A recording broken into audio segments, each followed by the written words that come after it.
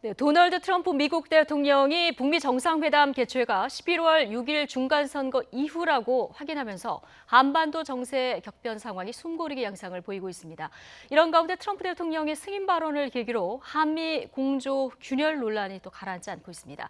왕선택 통일외교 전문기자와 함께 한반도 정세 격변 상황 좀 점검해 보겠습니다. 왕선택 기자, 네, 안녕하세요. 어서 오십시오. 예.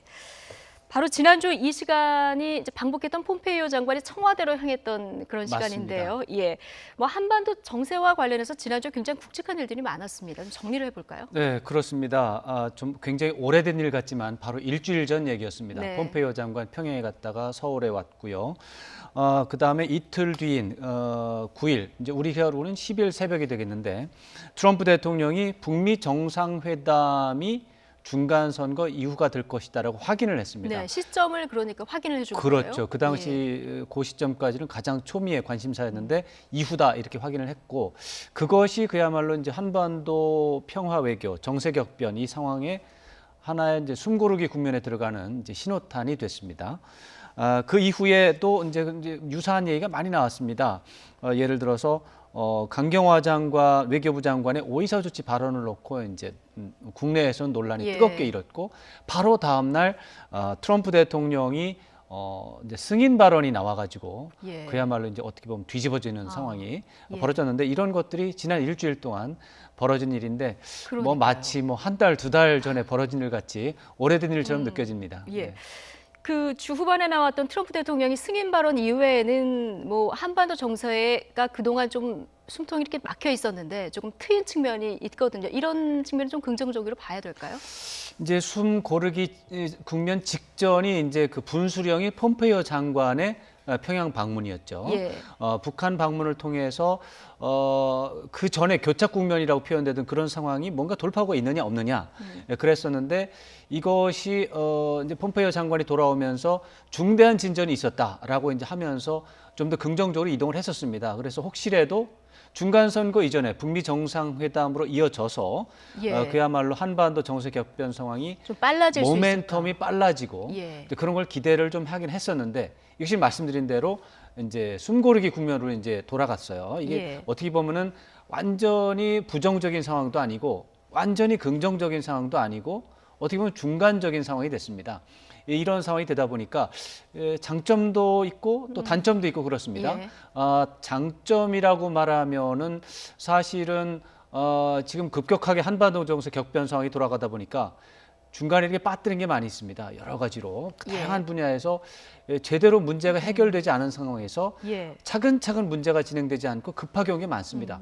그런 부분에 대해서 보완을 하는 그런 기회가 된다. 이런 차원에서는 좀 긍정적인 요소가 있는데 이제 단점도 분명히 있어요. 조금 아까 말씀드린 대로 모멘텀이 혹시 끊어지지 않을까라고 하는 불안, 우려 이런 게 있습니다. 중간 선거 이후에 한다고 이제 북미 정상회담이 이제 굉장히 중요한데 중간 선거 이후에 한다 이렇게만 말했지 중간 선거 이후 11월 6일 이후 뭐 일주 뒤에 하겠다 이런 말이 없었거든요.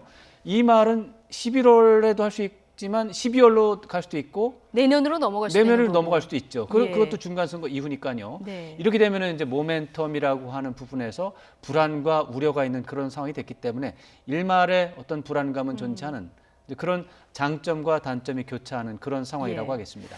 자, 그렇다면 말씀하신 대로 이 숨고르기 국면 동안 그동안 발생했던 여러 가지 문제점들을 좀 짚어보고 가야 될 텐데요. 그렇습니다. 그게 어떤 굉장히 것들을 중요합니다. 좀 챙겨봐야 될까요? 저는 이제 대북 정책 문제를 항상 이제 철인 7종 경기로 비유해서 설명을 그동안 해왔고 이제 그것을 계속 적용하는 게 좋겠습니다. 네, 철인 5종도 아니고 철인 7종이요. 5종도 아니고 철인 10종도 아니고 철인 7종 경기입니다. 굉장히 다른 분야의 일이 7개의 중요한 분야가 있고 이런 것을 모두 잘해야만 평균적으로 높은 점수를 얻는 그런 게임이 되겠습니다. 굉장히 어렵죠. 네, 첫 번째 대목이 이제 남북관계 관리를 잘해야 됩니다. 그런데 지금 남북관계 관리 잘 되고 있습니다. 그런데 어떤 문제가 있냐면 이건 문재인 대통령과 김정은 위원장 간의 신뢰가 좋은 거지 질적 양적인 측면에서 봤을 때 확산이 안 된 상황입니다. 예. 이런 것들이 질적 양적으로 확산되는 제도화 과정을 앞으로 겪어야 된다.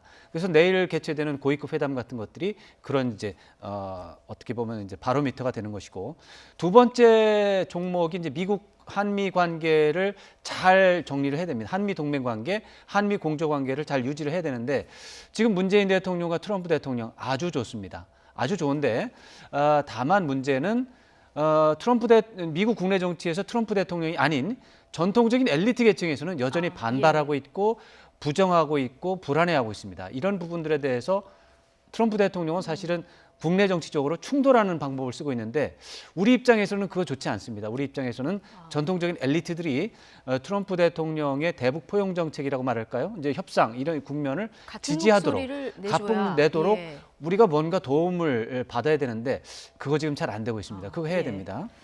세 번째 종목이 이제 한중 관계에서 긴밀한 소통이 돼야 되는데, 이 부분이 최근 한두 달 동안 굉장히 좀 소홀했던 느낌이 있어요. 예. 요즘이 좀 불안한 부분이고, 이제 한일 관계도 문제가 있습니다. 한일 관계에서도 일본이 어떤 이제 납치 문제라든가 이런 게 잘 해결이 이제 토론 대상이 되지 않고 있다.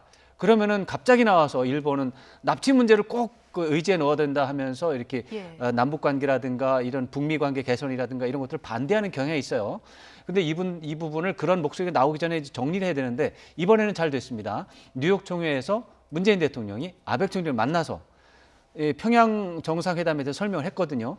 그래서 일본 문제는 상당히 잘 되고 있다 이렇게 평을 할 수 있고, 러시아 문제도 있습니다. 러시아도 꼭 문제가 될 수 있는데, 이것은 이제 고위급 상시 채널을 통해서 한반도에서 벌어지는 상황을 잘 설명을 해서 러시아의 협조적인 태도를 유지해야 되는데, 이 부분도 어떻게 된 건지 잘 모르겠습니다. 그래서 이 부분도 좀 정리를 해야 되고, 무엇보다도 여섯 번째 종목이 이제 국내 정치에서 초당적인 협력 장치 체제가 이루어졌느냐 안 이루어졌느냐, 이게 결정적입니다. 이게 예. 모든 것의 시작이고 모든 것의 끝입니다. 예. 이 부분은 아직 안 되고 있습니다. 이거 그렇죠. 예. 여전히 제가 방송에 나올 때마다 이 얘기를 하는데 안 되고 있고요. 마지막으로 일곱 번째 종목이 이제 통일외교 안보 정책에 있어서 참모진들이 통합적인 능력을 발휘하도록 이제 잘 관리를 해줘야 되는데, 여전히 장관급 참모들의 목소리가 약합니다. 최근에 이제 강경화 장관이나 조명근 장관이 존재감을 높이는 이런 노력들을 하고 있는데 부작용도 나타나고 있습니다. 그런 부분들이 약간 좀 아쉬운 부분이 있는 부분인데, 이런 부분들이 7개 종목에서 봤을 때 사실 겉으로 보면 굉장히 정세격변이 잘 되고 있고 뭔가 분위기가 좋은 것 같은데, 이렇게 하나하나 따져보면 문제가 있는 것이죠. 이런 문제점들을 아직 잘 드러나지 않을 때 미리 예방을 하고 관리를 하면 진짜로 잘 되는 쪽으로 이동을 하겠죠. 이런 7가지를 하나하나 다 챙겨야 하면 정말 쉽지 않은 이 과정이 될 것 같은데요. 그럼요. 어렵죠. 그렇죠. 그런데 지난주에 트럼프 대통령의 이 대북 제재가 우리의 승인 없이는 한국은 아무것도 하지 못할 것이다. 이 발언 이후에 한미 공조에 좀 균열이 있는 거 아니야? 이런 우려가 상당히 제기가 됐거든요. 그렇죠. 이 부분은 어떻게 볼 수 있어요? 이제 뭐 지난 목요일, 금요일, 토요일 계속 이런 얘기를 하고 있는데 사실은 저는 그 부분이 한미 균열, 공조 균열의 사례로 얘기하는 것에 대해서 저는 개인적으로는 동의하지 않습니다. 계속 저는 그렇게 해설을 해왔는데, 트럼프 대통령 승인 발언 자체는 매우 불쾌한 겁니다. 그거는 주권 침해로 규탄을 하시는 분들도 있고, 발언 자체는 매우 부적절하다. 잘못된 거죠. 부적절한 발언이죠. 실수든 뭐든 잘못된 겁니다. 그런데 그 트럼프 대통령이 그 말을 왜 했느냐 하면, 실제로 우리나라를 속국으로 봐서 그런 게 아니라 이제 제재라고 하는 부분이 이제 미국은 제재를 잘해서 김정은 위원장이 대화 협상에 나왔다. 트럼프 대통령이 잘했기 때문에 지금 문제가 잘 되고 있다 이렇게 설명하고 있거든요.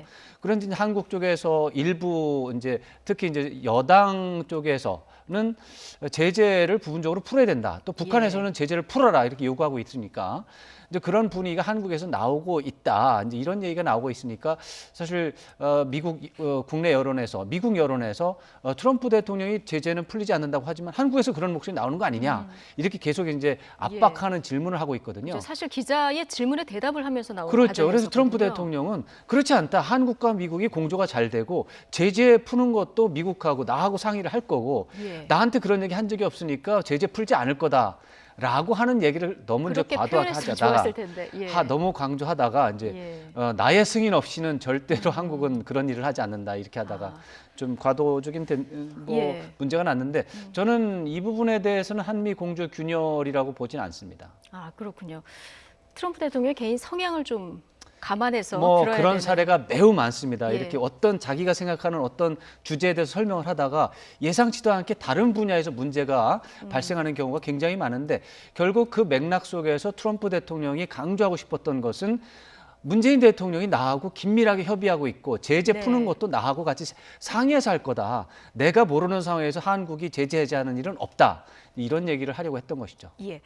이 부분은 어떻습니까? 폼페이오 미 국무장관이 강경화 외교부 장관에게 이제 전화를 해서 남북 그 군사 합의 사항을 가지고 화를 냈다 이런 보도가 있었거든요. 그게 이제 일본 언론에서 예. 나와서 또 우리의 보수적인 성향을 지닌 언론에서도 굉장히 관심을 가졌고 그런데 저는 오히려 반대로 해석을 좀 하고 싶다는 것이죠. 예. 이것이 미국 국무장관하고 한국 외교부 장관하고요.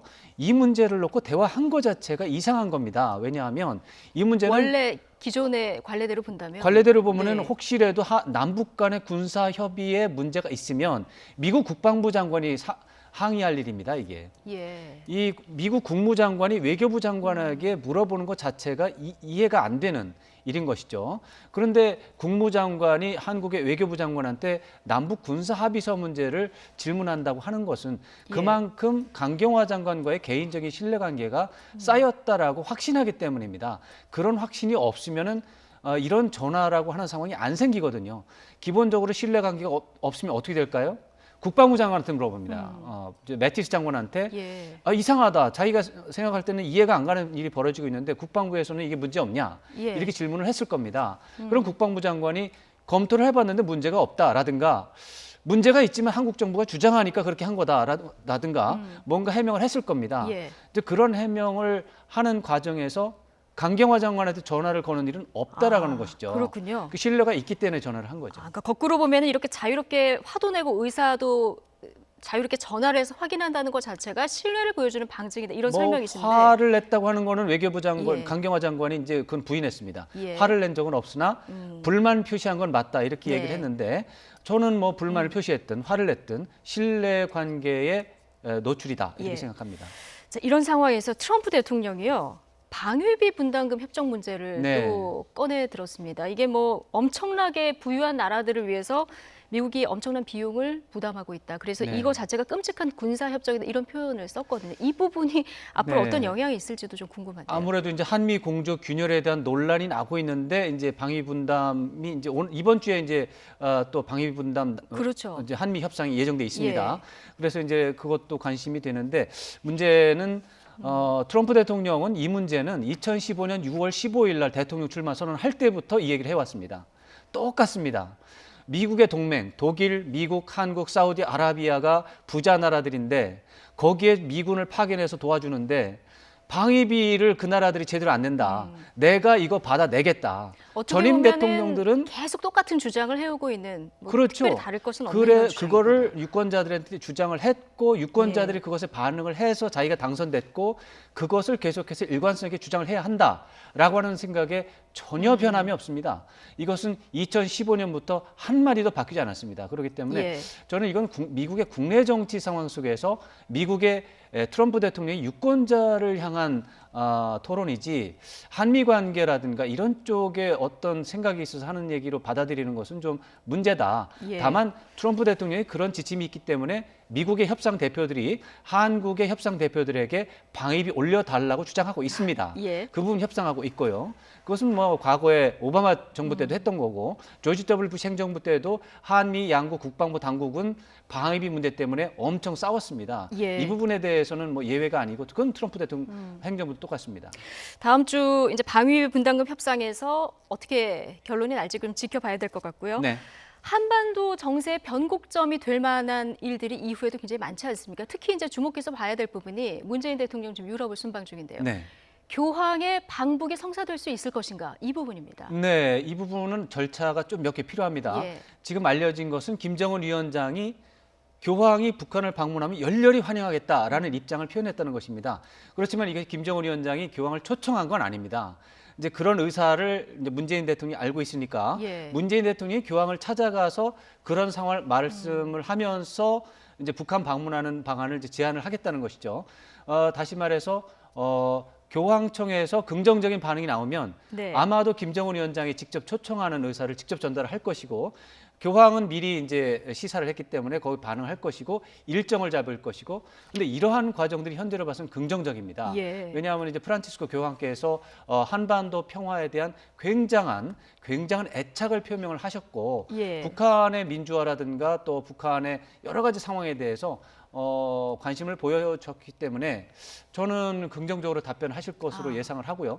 가능성이 그렇게 되면은 높고, 예.